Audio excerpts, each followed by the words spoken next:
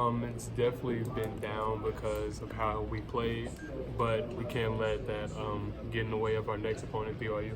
How do you move past a game like Saturday and not let it linger? We just got to use the snap and clear method. It happened. We can't control the outcome now, so we just got to look for it. When you hear all the criticism coming from the radio, TV, campus, do you kind of absorb it, use it as motivation? Do you just try to put it out of your mind, or how do you address it? We don't really worry about outside noise. We just gotta know what we gotta do for the upcoming weeks. It's not a secret your fan base was pretty disappointed after week one's performance. If you were to give a message to them, what would that message be? We're going to continue to work hard and try and give them the best experience that they can. Coach Pruitt talked a lot about misalignment, before the snap after the game. Just kind of what did you see from you had a good vantage point from your safety spot. Just what did you see would be the biggest problem not getting lined up for the snap?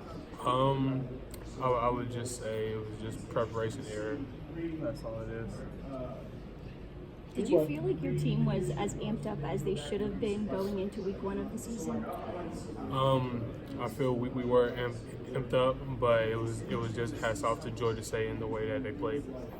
BYU's kind of coming out with a disappointing performance as well. They were playing their arch rival last week and lost.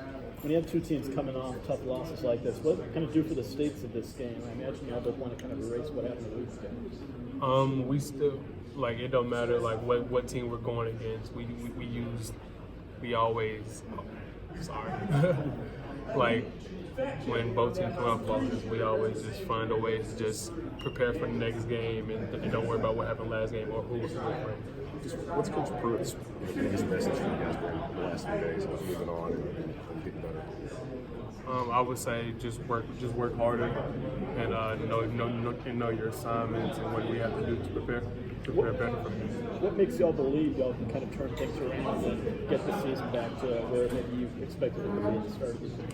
I would say we all know that we have the players and coaches to succeed. So we just got to rely on our coaching and then our assignments to push us through. How would you evaluate Sean Schamberger in game one against Georgia State? He played well. Coach Ansley called some calls that put him in position to make plays, but ultimately he just had a good game. What stands out to you about BYU when you look at them on film? I would say their quarterback. He's very fast and very quick, so we're gonna have to put emphasis on that this week. How do you slow someone like that down and kind of contain their athleticism? I would say just having a good pass rush and having good coverage in the back end. What did you feel like was the biggest reason why you guys had some issues with alignment, getting the right number of guys on the field? Just the main cause of that. I would say it was just us not thinking well, but we can't really dwell on Georgia State too much. How do you kind of fix that going forward? We just gotta know our assignments and our alignments. Coach Pruitt always talks about the 5-thing assignment, alignment, eyes, finish, and all that every week. So we just gotta do better on that.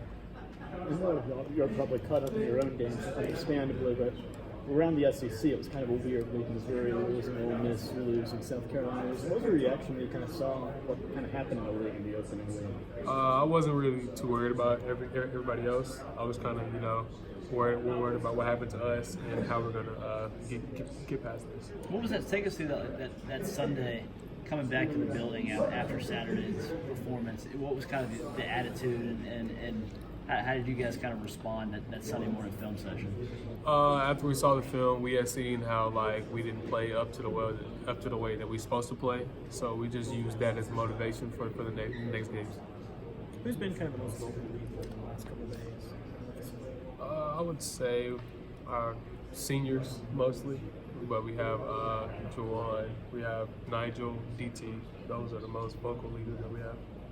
As far as the alignment concerns, is it sometimes with the coaches getting the personnel with the package in late, or is it just more not knowing where to line up right now?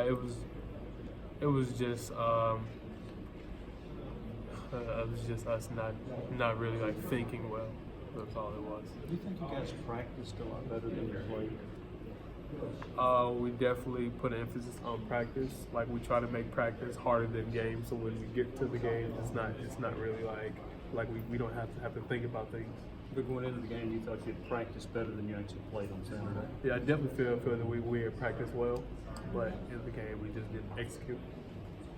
One thing that Coach Britt talks a lot about is handling adversity. And you guys have a lot of kids on this team that haven't had a lot of success. Do you think that that's a problem when things go bad? Do you have a problem? It's tough to kind of pull yourself out and reverse the momentum.